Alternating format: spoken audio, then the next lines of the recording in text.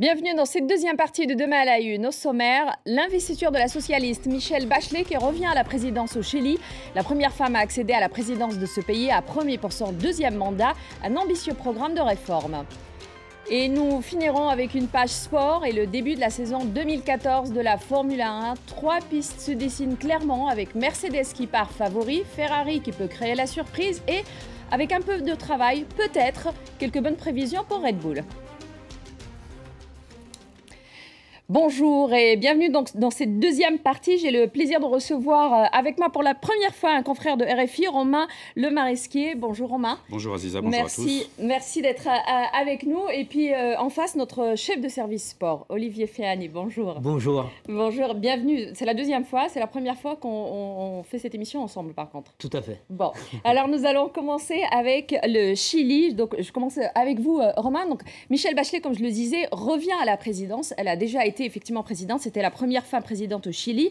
Elle revient aujourd'hui après un intermède qui était plutôt à droite et qui n'a duré par contre que 4 ans. Qu'est-ce qui a pu faciliter son retour au pouvoir aujourd'hui ?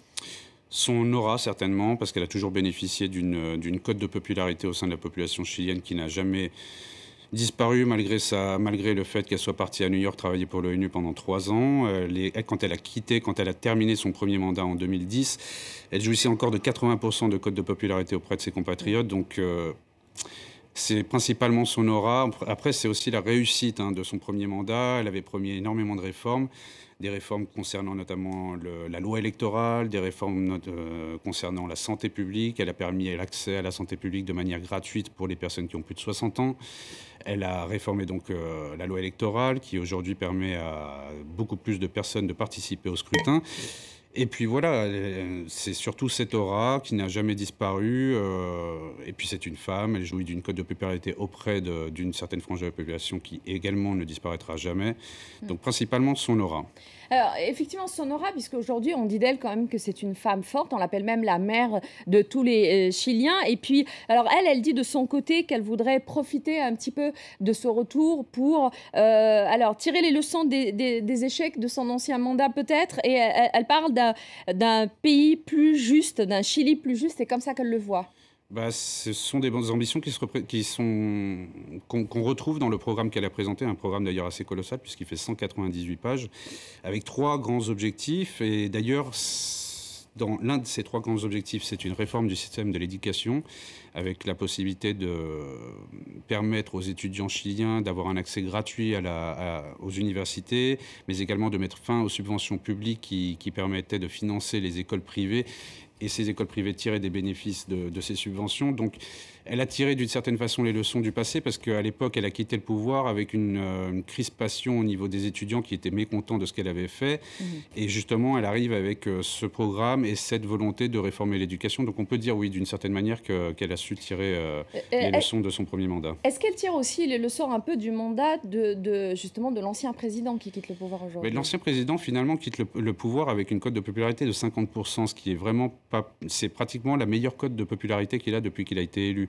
Sébastien Piñera. En l'occurrence, d'ailleurs, au départ, il n'était pas question qu'il se représente en 2017. Et là, étant donné les sondages qui sortent, il semblerait qu'il soit prêt maintenant à se représenter. Donc, je ne sais pas trop si on peut mettre ça sur ce compte-là. Mais en tout cas, oui, elle réussit très très bien son retour aujourd'hui. Alors, n'empêche que l'abstention était quand même aussi... elle a atteint un chiffre assez record. On est à presque 60% d'abstention. Donc, quelque part, les citoyens au Chili ont aussi perdu un peu leur confiance en leurs dirigeants. Donc, ça reste quand même assez dur. Comment est-ce qu'on peut expliquer ce taux d'abstention ? Alors, il y a 3 facteurs qu'on peut prendre en compte pour expliquer cette abstention. D'abord, justement, je vous en parlais tout à l'heure, la fameuse réforme de la loi électorale qu'elle a faite durant son premier mandat. Cette réforme, il faut savoir qu'à l'époque, on n'était pas automatiquement inscrit en tant qu'électeur. On ne bénéficiait pas d'une carte d'électeur automatiquement. Il fallait faire des démarches pour obtenir, comme en France, pour obtenir une carte d'électeur. Par contre, le vote était obligatoire. Une fois qu'on était détenteur de cette carte, on était obligé de voter. Donc forcément, ça se reflétait dans les résultats des élections. Tout le monde était obligé de venir. Désormais, le vote n'est plus obligatoire. L'inscription sur le registre des électeurs l'est par contre à partir de 18 ans. Et forcément, ça s'est reflété dans les derniers résultats. Mais il n'y a pas que ça qui explique ce taux d'abstention si élevé. Il y a aussi le fait que son adversaire, Evelyne Mattéi, son adversaire au second tour, qui, si je me rappelle bien, a obtenu 37% de voix, eh bien cet adversaire a essayé de mettre en place un programme, en tout cas de vendre un programme qui ne soit pas trop conservateur, pour essayer d'attirer un électorat qui ne lui était pas acquis au départ. Qui est un peu plus large. Voilà, un peu plus large. Et forcément, certains électeurs conservateurs chiliens ont déserté les bureaux de vote. Donc ça peut expliquer, c'est le deuxième facteur qui peut expliquer ce taux d'abstention. Et le troisième facteur, il ne faut pas oublier que le Chili, c'est un pays qui est dans l'hémisphère sud. Le second tour s'est tenu, si je ne me trompe pas, le 15 décembre. Absolument. Le 15 décembre, c'est juste avant le début de l'été. Les week-ends, il fait beau. Le vote s'organise le dimanche. Et les gens, de temps en temps, préfèrent plutôt... Surtout qu'il faut dire que le résultat était connu d'avance. Depuis un an, on donnait clairement... C'est vrai que oui, absolument. L'autre partie disait justement que ça tenait du miracle éventuellement. Déjà, Evelyne Mattéi qui a réussi à faire 37%, c'est un véritable miracle. C'est déjà un miracle, oui. Bon, très bien. Merci beaucoup, Romain, pour ces explications. On va passer, pour finir, comme je le disais, au sport. Et je vais essayer un petit peu de vous suivre et de tout saisir aussi, Olivier, puisqu'on va parler de Formule 1, le championnat du monde donc, de Formule 1 2014. C'est la saison qui débute. Alors, on parle ici de 19 Grands Prix. Le tout démarre, cette grande fête de Formule 1 démarre à Melbourne dans quelques jours et s'achèvera donc la fin de l'année à peu près à Abu Dhabi. Est-ce que c'est juste jusqu'ici? Tout à fait. Il y aura 19 courses, deux changements quand même par rapport à la saison dernière. Il y a deux Grands Prix qui sautent, si je puis dire, l'Inde et la Corée du Sud, remplacés par le retour de l'Autriche, grâce à un sponsor important en Formule 1, et l'arrivée de la Russie pour la première fois. Et ça sera à Sochi, en fait, non loin du lieu où ont été organisés les Jeux Olympiques d'hiver. Donc, il y a certainement un recentrage sur l'Europe, sans doute cette saison. Alors, il y a d'autres nouveautés un peu plus peut-être techniques, de nouveaux règlements, etc. pour cette saison? Deux points importants que j'ai retenus. Un, le doublement des points lors de du dernier Grand Prix, la dernière course à Abu Dhabi. Le doublement des points, c'est-à-dire que le premier qui généralement marque 25 points, cette fois il aura 50 points. Le second qui a généralement 18 points aura 36 points, donc, etc. Donc ça sera valable uniquement pour la 19e et dernière course, ça sera à Abu Dhabi. Autre point important, les numéros. Ça sera des numéros qui resteront en fait un petit peu comme au football. Le champion du monde gardant le numéro 1, en l'occurrence Sébastien Vettel, mais les autres coureurs auront un numéro qu'ils garderont tout au long de leur carrière. Par exemple, le nouveau partenaire de Vettel à Red Bull, Ricciardo, l'Australien, aura le numéro 3, Hamilton de Mercedes aura le numéro 44, etc. D'accord. Très bien. Alors, il y a effectivement cette saison qui commence, mais il y a aussi une étape qui est très importante, ce sont les essais. Il y en a eu, par exemple, en décembre au Bahreïn, et puis en janvier dernièrement, donc en Espagne. Un mot là-dessus? Et en février à Bahreïn à nouveau. Oui, bien sûr, c'est important. Si l'on se base naturellement sur ces essais, ces essais préparatifs, sur ces résultats-là, on a l'impression que l'équipe qui a dominé les 4 dernières saisons, c'est-à-dire Red Bull, et le champion du monde, 4 fois champion du monde d'affilée, Sébastien Vettel, l'Allemand, ont été en difficulté quelque part. Mais les spécialistes pensent que ces petits problèmes seront résolus probablement avant l'Australie, en tout cas forcément pour les Grands Prix qui suivront. C'est vrai que Mercedes a été impressionnante, tout comme Williams. En l'occurrence, c'est le retour de Williams. C'est vrai que Williams a changé de moteur également, et ça c'est quelque chose de très très important. Ils avaient un moteur Renault l'année dernière, ils ont un moteur Mercedes cette année. Probablement c'est ce qui explique ce retour en force de cette écurie Williams, en plus de l'arrivée d'un pilote de pointe, le Brésilien Felipe Massa, qui quitte Ferrari, qui rejoint Williams donc pour 2014. Est-ce que les essais, quelque part, permettent aussi finalement de faire des prévisions sur ce qui va se passer, de tester un petit peu les voitures, et puis pour aussi les gens qui suivent, de savoir à peu près, essayer d'anticiper un peu les performances des écuries?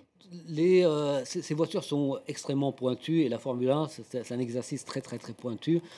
C'est vrai qu'il y a des ingénieurs de très haut niveau qui travaillent sur ces voitures. Donc normalement, le travail sur les nouvelles voitures de 2014, le travail a commencé il y a plus d'un an. Donc il restait sans doute quelques ajustements à faire. Je pense que les grosses écuries, en l'occurrence Red Bull, Mercedes, également Ferrari, un degré moindre McLaren, seront prêtes, ces écuries-là, pour le départ. Un point d'interrogation quand même sur l'écurie Lotus qui a fait partie en tout cas sur les 2 dernières années des 5 meilleures écuries. Lotus a régressé ou semble en difficulté en ce début de saison. Oui, on dit que l'équipe Lotus n'est peut-être pas tout à fait prête, donc à suivre. Apparemment, elle n'est pas prête. Bon, alors pour finir 2014, donc pour parler justement prévision, alors comme je le disais tout à l'heure en titre, on dit que Mercedes serait le grand favori jusqu'ici, Ferrari pourrait éventuellement encore une fois, en se basant sur les essais absolument, préparatifs. En se basant sur les essais, voilà. On dit que Ferrari pourrait créer éventuellement la surprise et se retrouver un petit peu sur le podium. Et il faut peut-être du boulot encore, mais Red Bull ne serait pas trop loin non plus. Qu'est-ce que vous en dites? S'il s'agit de perspectives pour la fin de l'année, forcément, les 3 meilleures écuries sont là. En l'occurrence, Red Bull, Ferrari, Mercedes. Dans quel ordre? C'est la question. Pour les victoires, bien sûr, pour le titre de champion du monde, Vettel sur Red Bull reste quand même le favori. Ce qu'il a réalisé la dernière année, notamment en 2013, 13 victoires sur 19 Grands Prix, 9 d'affilée, ce qui n'a jamais été fait. Des résultats exceptionnels pour ce pilote qui n'a que 26 ans, qui a 7 saisons quand même de compétition derrière lui. C'est le meilleur, c'est le plus fort, sans conteste. Reste à ce que l'écurie suive. Probablement qu'elle suivra. Il y aura une bataille jusqu'au bout entre Red Bull, Mercedes et également l'équipe de Ferrari qui semble un petit peu en retrait, mais qui, grâce à Alonso, sera là. Très bien, à suivre. Merci beaucoup. Merci à vous, Olivier, en tout cas, pour cette page sport. Merci encore une fois, donc Romain, d'avoir été avec nous. Merci à vous. C'est un plaisir de recevoir des collègues de RFI. Merci à vous de nous avoir suivis. Je vous retrouve la semaine prochaine à la même heure. En attendant, n'oubliez pas, l'avenir n'est qu'un présent qui s'ignore. Au revoir.